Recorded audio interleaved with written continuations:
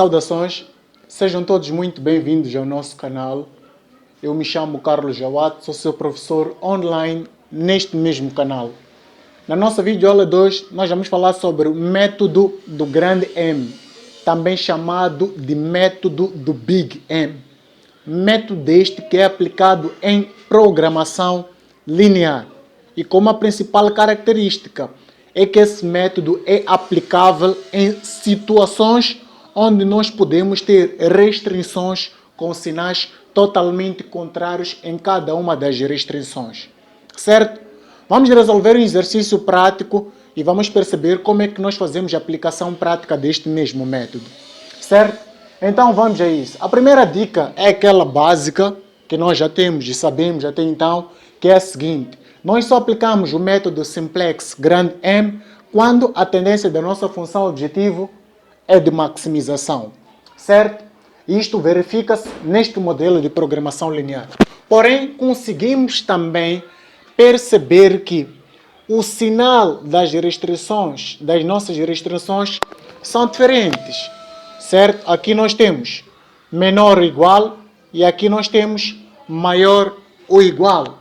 Isso, por sua vez, pressupõe que a gente já tenha domínio de dois métodos simplex anteriormente vistos.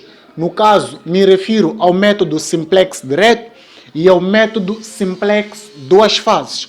O método simplex direto, na medida em que nós precisamos de ter o conhecimento de que este método caracteriza-se pela introdução de variáveis de folga. E o método simplex duas fases, precisamos também ter o conhecimento de que esse método caracteriza-se pela introdução não só de variáveis de excesso, como também pela introdução de variáveis artificiais, certo? Numa primeira fase, o que nós vamos fazer? Muito simples. Nós vamos pegar neste problema de programação linear, que se encontra, por sua vez, na forma canônica, e vamos passar este modelo de programação linear para a forma standard. Awad, como é que isto vai ficar? Muito simples. Vamos começar por colocar aqui maximizar z igual a 2x1 mais 1x2. Vamos colocar aqui as nossas restrições, sujeito a, temos aqui 1x1 mais 1x2, aqui temos menos x1 mais 1x2, certo? Agora, vejamos algo interessante aqui. Temos um sinal de menor ou igual.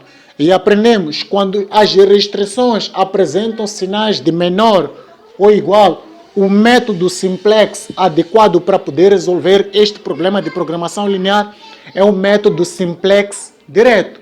Qual é a característica?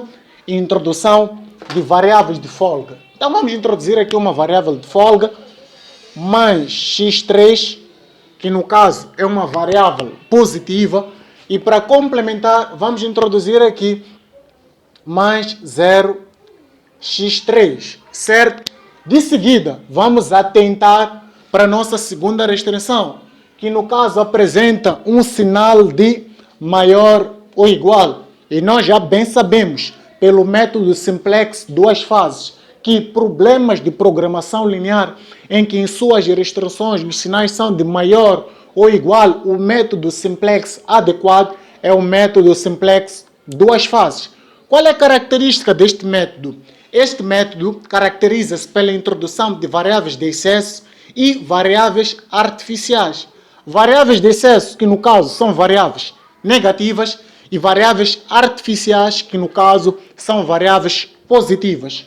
E numa primeira fase, vamos introduzir aqui uma variável de excesso, menos x4. E para complementar, vamos colocar aqui mais 0x4, certo? Agora, nós vamos introduzir uma variável artificial na segunda restrição. A questão que pode se levantar aqui é a seguinte: Awad, por que só introduzimos a variável artificial na segunda restrição e não introduzimos na primeira? Simples, é que na primeira, uma vez que o sinal é de menor ou igual e remete-nos ao método simplex direto, esse método só caracteriza-se pela introdução de variáveis de folga.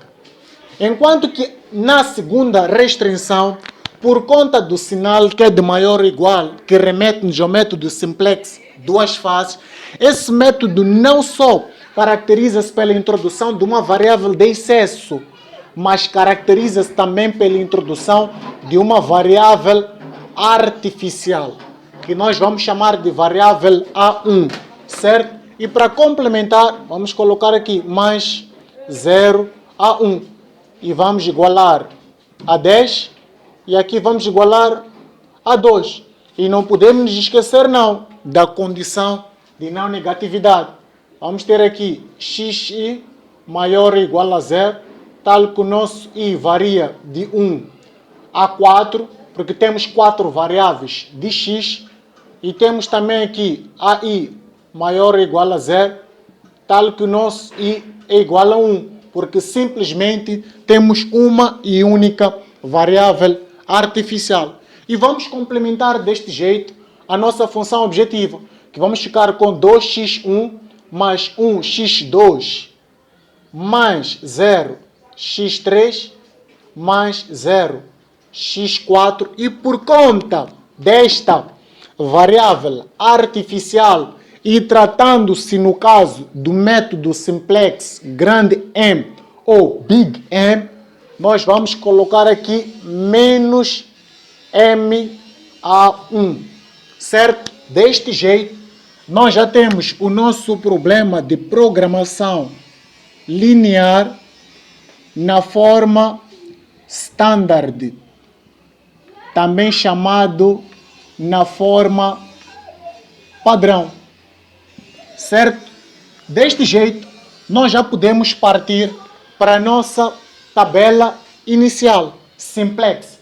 De que jeito ficará apresentada a nossa tabela inicial simplex? Muito simples. Nós vamos colocar aqui, deixe-me só dividir um pouco o quadro. Vamos colocar aqui tabela inicial. Vamos ter aqui, temos aqui uma base, temos aqui x1, x2, x3, x4, A1 e temos o termo independente BI. Vamos ter aqui, vamos começar por colocar os valores seguindo esta ordem aqui. No caso, vamos ter aqui 1, vamos ter aqui 1, vamos ter aqui 1, vamos ter aqui 1, vamos ter aqui 0, vamos ter aqui 0 e o termo independente 10. Aqui vamos ter menos 1, vamos ter 1, vamos ter 0, vamos ter menos 1 e aqui vamos ter 1.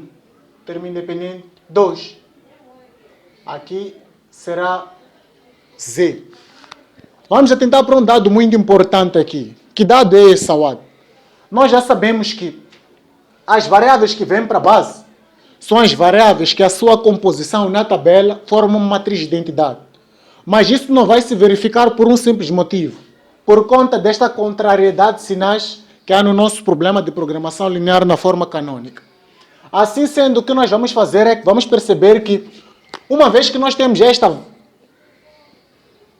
valor 1, que é o valor que resulta da introdução da variável de folga, nós vamos colocar aqui x3.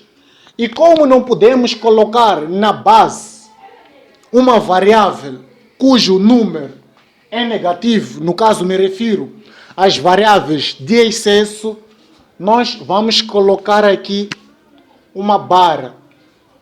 Esta barra irá tipificar o quê? Irá tipificar um campo que tem de ser preenchido até o término, onde nós iremos encontrar a nossa tabela terminal e, por sua vez, as soluções do nosso modelo de programação linear, aplicando o método simplex grande M.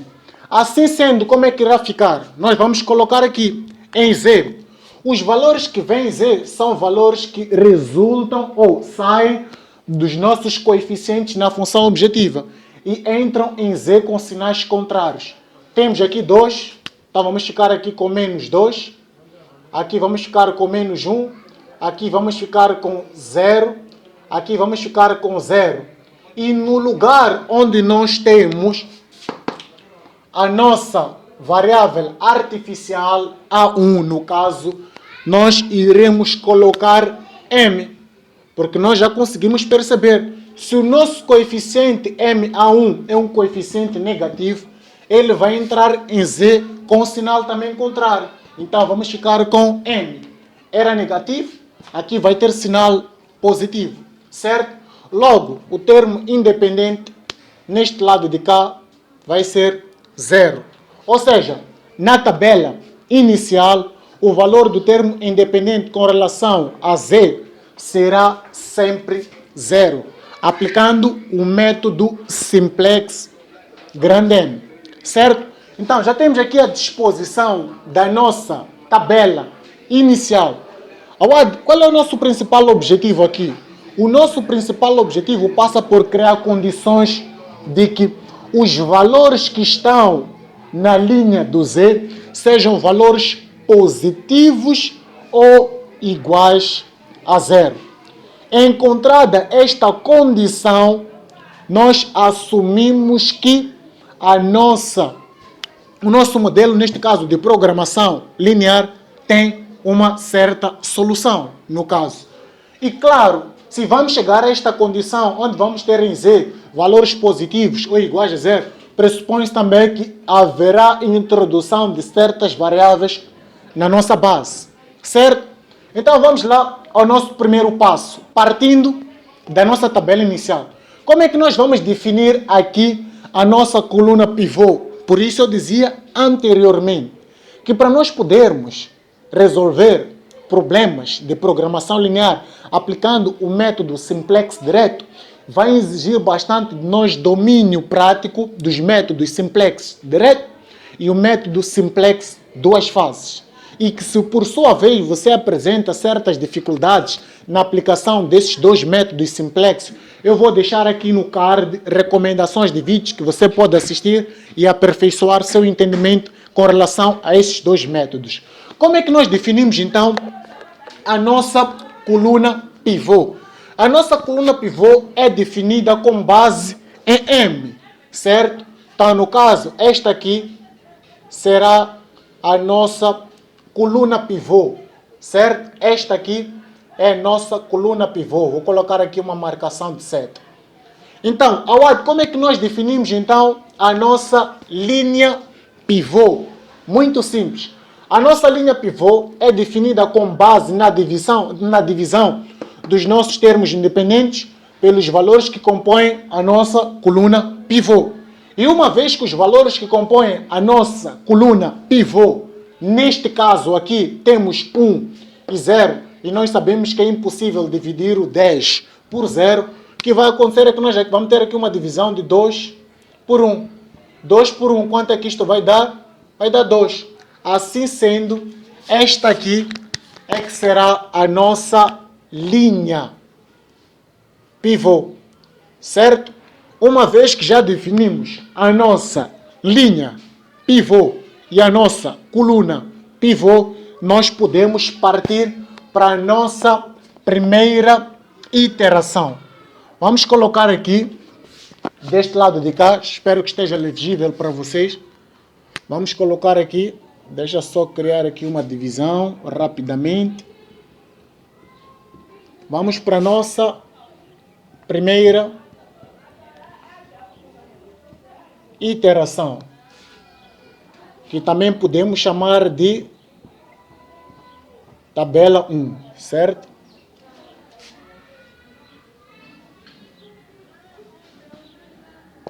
Vamos lá colocar aqui a nossa tabela, bem organizada, porque nós somos muito organizados. Vamos ter aqui na base x1, x2, x3, x4, A1, certo?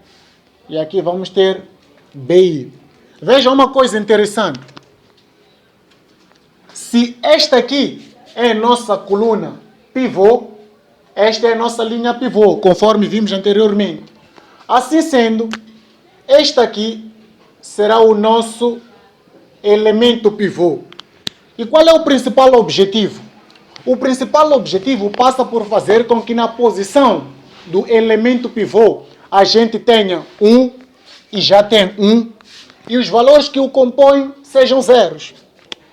Aqui nós vamos ficar com 1. O objetivo agora passa por fazer com que aqui seja 0 e aqui também seja 0, certo? Então, vamos lá. Para estas condições se verificarem, nós precisamos de criar operações com linhas. Para a segunda linha é muito mais fácil. Uma vez que nós já temos 1 aqui, nós podemos assumir o quê? Podemos assumir que a linha 2 nova ela é igual à linha 2 antiga.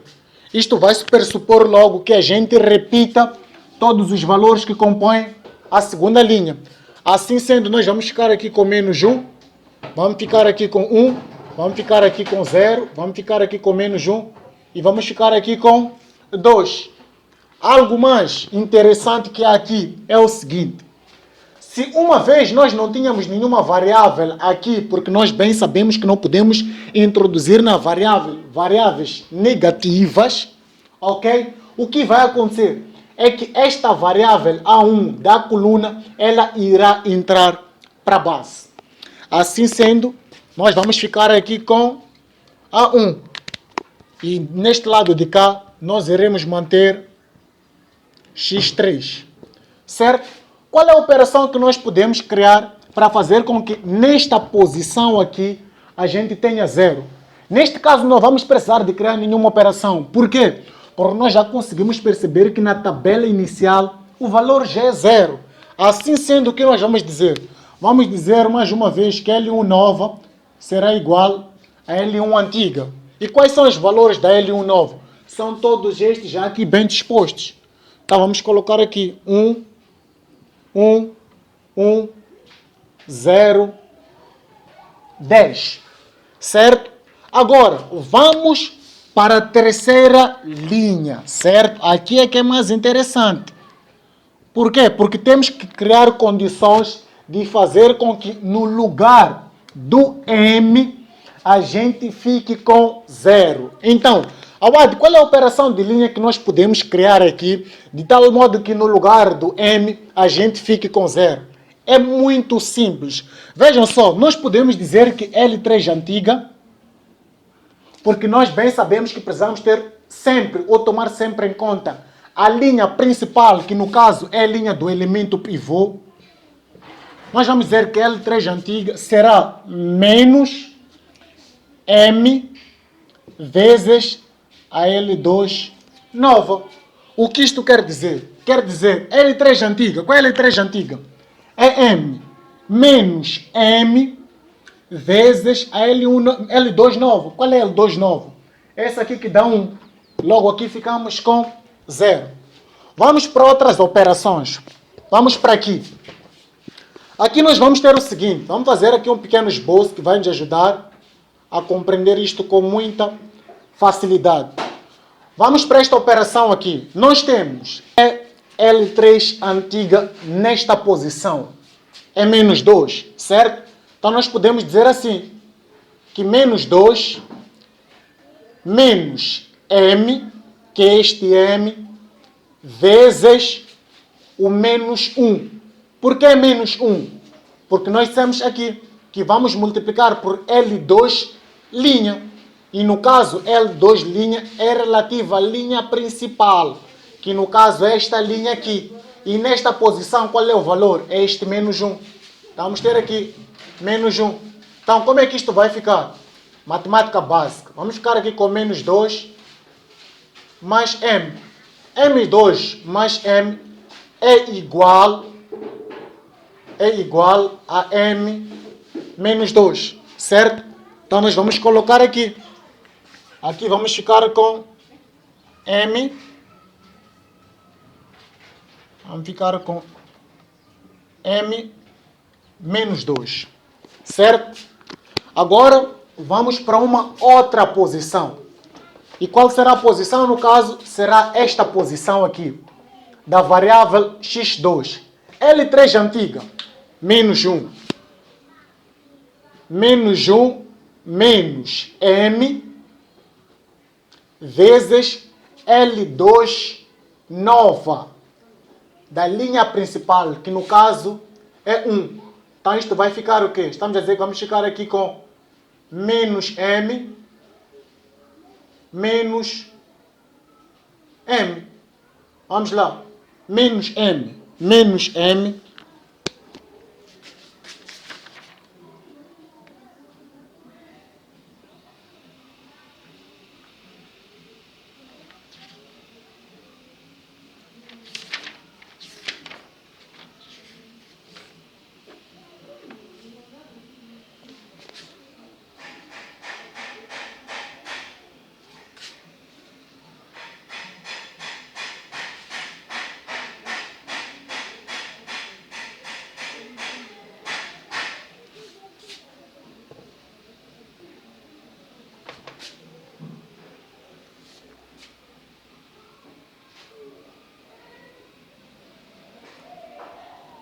Então, agora vamos para... Continuando. Então, agora vamos para esta posição aqui. Vamos ficar com, vamos lá, L3 antiga. Nesta posição, temos menos 1, certo? Menos 1 menos m vezes... Qual é o valor de L2 nova nesta posição? É 1. Então, isto aqui será igual a menos 1 menos m. Isto é o mesmo que nós termos. Isto é igual a menos m menos 1. Certo? Então, vemos para aqui. Colocamos menos m menos 1. Certo, pessoal? Certo. Então, vamos para aqui. Na posição de z com relação à variável x3. Qual é o valor do L3 antigo? É 0. 0 menos m vezes L2 nova, que também é 0. Logo, concluímos que isto aqui vai dar 0. Então, aqui vamos ter 0. Certo? Então, vamos lá. Para a variável x4, nesta posição, L3 antiga é 0. 0 menos m vezes L2 nova nesta posição, que é menos 1. Então percebemos logo que isto aqui vai dar m. Então vamos colocar aqui m. Certo, pessoal? Então, deste jeito, nós já terminamos, neste caso, a nossa tabela 1, ou seja, a nossa primeira iteração, certo? Feito isso, podemos ir à nossa segunda iteração. Na nossa segunda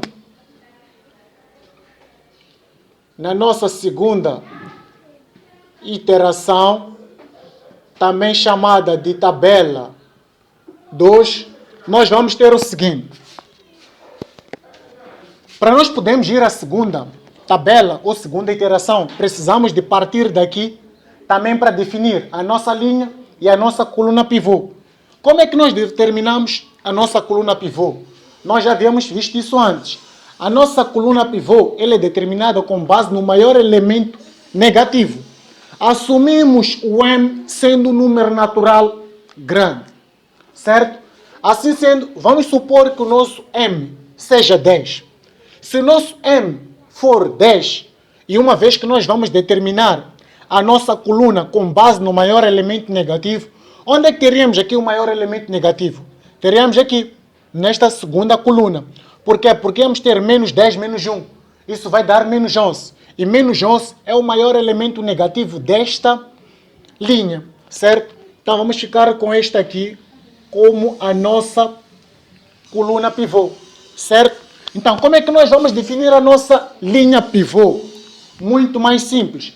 nós definimos a nossa linha pivô com base na divisão dos termos independentes pelos valores que compõem a nossa coluna pivô. Assim sendo, o que vai acontecer é que nós vamos ter uma divisão aqui de 10 por 1, que será igual a 10, 10 por 1 vai dar 10, e aqui nós vamos ter 2 dividido por 1, que isto aqui vai dar 2. Assim sendo, nós vamos assumir que esta aqui é que será a nossa linha pivô. Porque a nossa linha pivô, ela é definida com base no menor valor da divisão do termo independente pelos valores que compõem a nossa coluna pivô. Certo? Mesmo para terminar, nós vamos ficar aqui com... Vamos lá. Vamos fazer com relação ao termo independente. Vamos dizer, temos L3 nova, que é 0, menos M vezes 2. Conseguimos perceber que isso vai dar menos 2M. Certo? Então, agora, com relação à segunda iteração ou à segunda tabela, o procedimento não vai fugir muito. Vai manter-se. O que nós vamos fazer agora é muito simples. Já definimos, conforme já havíamos visto antes, a nossa coluna pivô e a nossa linha pivô. Qual é o nosso objetivo agora? O nosso objetivo agora passa por fazer com que na posição do elemento pivô a gente tenha 1, certo? E na coluna, ok. O nosso objetivo agora passa por fazer com que na posição do elemento pivô a gente fique com 1, e já temos aqui 1, e nos valores que compõem a mesma coluna a gente fique com zeros, certo? Assim sendo, o objetivo passa por termos 1 aqui, e aqui termos 0, e aqui termos 0, certo? Então o que nós vamos fazer? Já conseguimos perceber que a linha L2 nova será igual a L2 antiga, porque já temos 1 aqui, certo? Então o que vai acontecer é que vamos ficar aqui com menos 1, vamos ficar aqui com 0, vamos ficar aqui com menos 1, vamos ficar aqui com 1 e vamos ficar aqui com 2. Agora, qual é a variável que vai à base? É a variável x2, certo?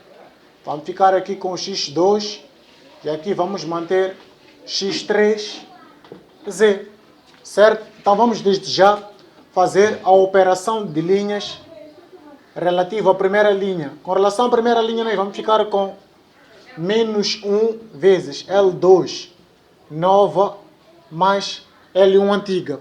Assim sendo, nós vamos ficar com... Vamos fazer um cálculo muito rápido. Ok, menos 1 vezes menos 1 mais 1, isto aqui vai nos dar aqui 2. Menos 1 vezes 0, 0 mais 1, vamos ficar aqui com 1. Menos 1 vezes menos 1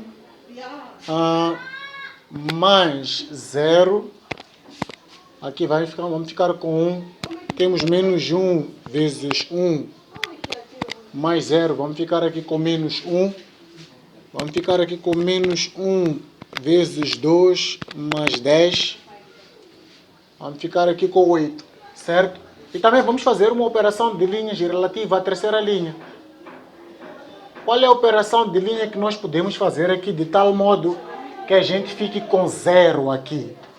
É muito simples. Vamos dizer que L3 antiga mais...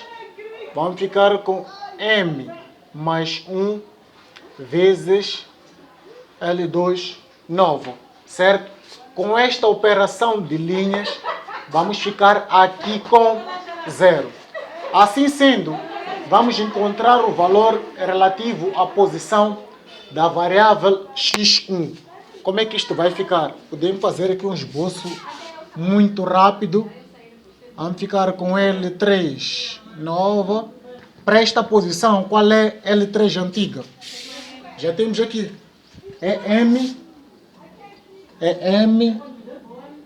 menos 2 mais M mais 1 vezes L2 nova vezes menos 1.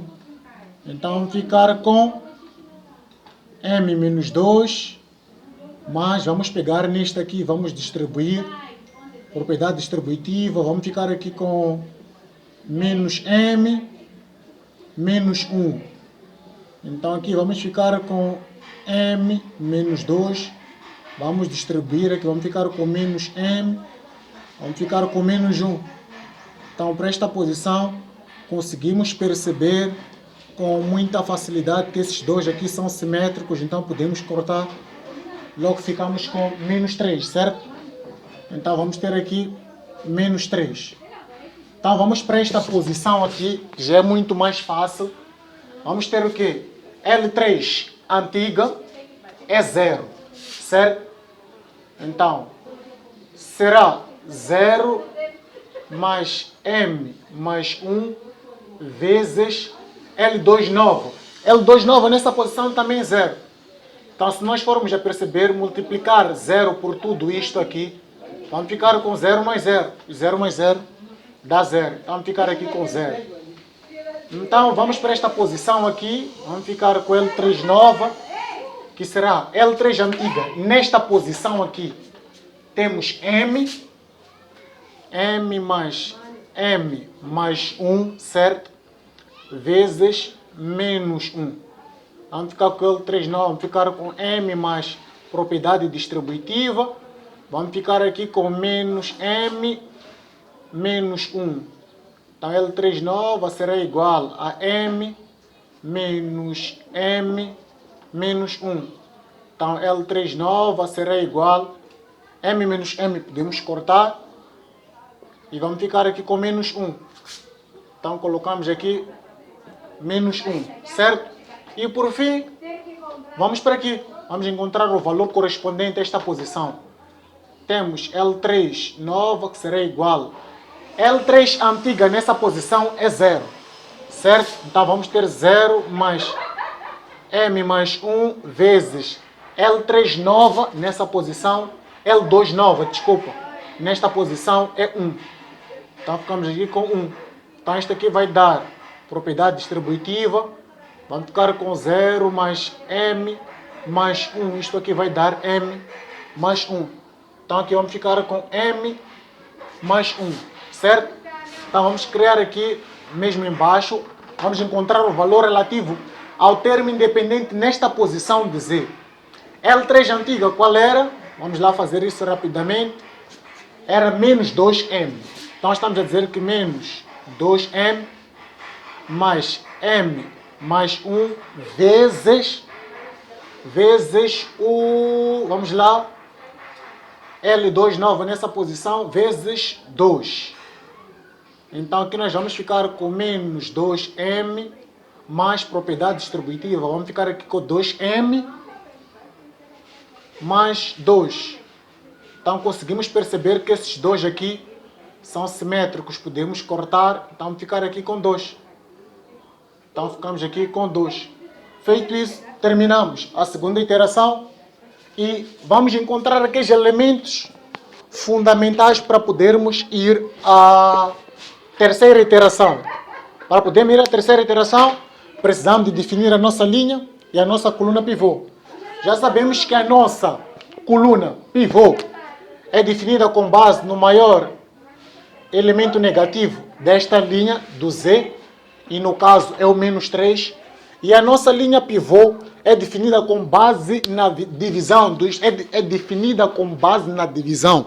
dos termos independentes pelos valores que compõem a nossa coluna. Uma vez que nós já temos aqui um valor negativo, a partir do momento que dividimos um termo independente por um valor negativo, não precisamos de calcular, é só colocar logo negativo, certo? Então temos aqui a divisão de 8 por 2. Vamos lá, 8 por 2, isto vai dar 4. Assim sendo, esta aqui é que será a nossa linha pivô, certo? Já definimos então a nossa linha pivô e a nossa coluna pivô. Agora sim podemos ir à nossa terceira iteração, certo? Então vamos a isso. Então, chegada essa fase, nós vamos para a nossa terceira iteração, porque verificamos que continuamos a ter em Z um valor negativo. E se temos um valor negativo na linha do Z, isso significa que nós ainda não temos o nosso modelo de programação linear otimizado. Nós teremos o nosso modelo de programação linear otimizado quando os valores na linha de Z forem positivos ou iguais a zero, certo? Entretanto, o que nós vamos fazer na nossa terceira operação? Simples, nós temos que criar condições de fazer com que, uma vez que esta é a nossa coluna pivô, e esta aqui no caso é a nossa linha pivô, nós temos que criar condições de fazer com que na posição do elemento pivô a gente tenha 1 e os valores que o compõem sejam zeros, certo? E entretanto, para chegarmos a esta condição, teremos que fazer uma operação com linhas. Então, como é que esta operação será apresentada? Nós vamos ficar aqui, vamos começar pela linha principal, que é a linha do elemento pivô. Vamos ficar aqui com L2 antiga dividido por 2. Por que L2 antiga dividido por 2? Porque se nós formos a pegar nesse 2 dividido por 2, vamos ficar com 1 aqui, certo? Então, na segunda linha, uma vez que temos aqui um valor negativo, vamos ficar com a seguinte condição: L2 nova. Atenção, porque nós temos que tomar sempre em conta a linha da coluna, ou seja, temos que tomar sempre em conta a linha do elemento pivô, que é a linha principal, neste caso. Então, como é que ficará? Vamos ter aqui L2 nova, será 1 vezes L1 nova mais L2. Esta operação fará com que nesta posição a gente tenha 0. E depois, por fim, teremos L3 nova, que será igual, uma vez que o nosso L3 aqui, nesta posição, é negativo, de tal modo que dê 0, a operação terá que ser 3 vezes L1 nova mais L3, certo? Agora, vamos atentar para as variáveis que entram e para as variáveis que saem da base. A variável que entra para a base agora é a variável x1. E a variável que sai da base é a variável x3. Assim sendo, nós vamos ficar aqui com x1. Aqui vamos manter x2. E aqui teremos 0. Certo? Então, como é que vamos ficar na linha 1? Vejam só, toda esta linha aqui, toda esta linha está associada a esta operação, a este cálculo. Ok? Então, este cálculo irá abranger toda essa linha. Assim sendo, vamos ficar aqui com 0 por 2, isso vai dar 0. L2 antiga, 1 dividido por 2, vai ficar com 1 meio. Aqui também temos 1, então vamos ficar aqui com 1 meio. Ali temos menos 1, vamos ficar com menos 1 meio. Aqui temos 8, vai ser 8 por 2. Vamos ficar aqui com 4, certo? Então, com relação à linha 2 nova. Na linha 2 nova, nós vamos ficar aqui com 1 vezes. Vamos lá fazer isso rapidamente aqui. Vamos ficar com 1 vezes 0 mais 1. Claro que isso vai dar 1. Aqui vamos ficar com 1 vezes 1 meio. 1 vezes 1 meio. 1 da fórmula, 1 meio da linha 1 nova, mais L2 nesta posição, que aqui por sua vez é 0. Isto vai dar 1 meio. E aqui vamos ficar com 1 vezes 1 meio, mais nesta posição temos menos 1. Mais menos 1, isto vai dar menos 1 meio. Vamos ficar aqui com 1 vezes menos 1 meio mais 1. Então vamos ficar aqui com 1 meio. E aqui vamos ficar com 1 vezes L1 nova, vai ser 4. 1 vezes 4 dá 4, mais 2, isto vai dar 6, certo? Agora, vamos fazer o mesmo para a linha de Z. Na linha de Z nós vamos ficar com quem? Vamos ficar com 3 3 vezes 0 dá 0, mais 3. 3 vezes 0 dá 0, mais 3. Desculpa, vamos ficar com 3 vezes 0 dá 0, mais 0. Aqui vamos ficar com 0. Agora vamos ficar aqui com 3. 3 vezes 1 meio, mais 0. Vamos ficar aqui com 3 meios. Certo? Agora, nesta posição aqui, nós vamos ficar com 3. 3 vezes 1 meio, mais 1. Mais 1.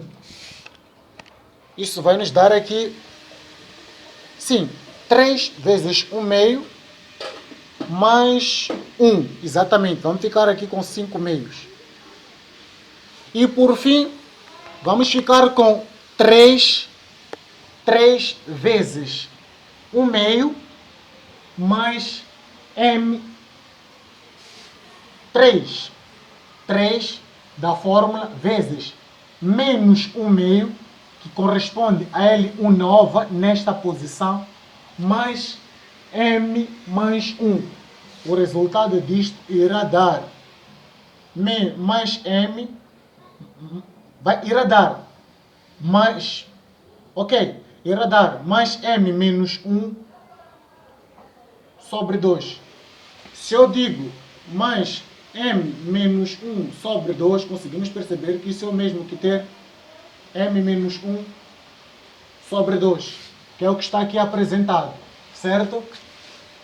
Então, agora, uma vez que nós já temos aqui os valores com relação a Z positivos ou iguais a 0, vamos calcular aqui o valor do termo independente, que no caso será 3 da fórmula, vezes 4, que corresponde ao valor nesta posição L1 nova, mais 2.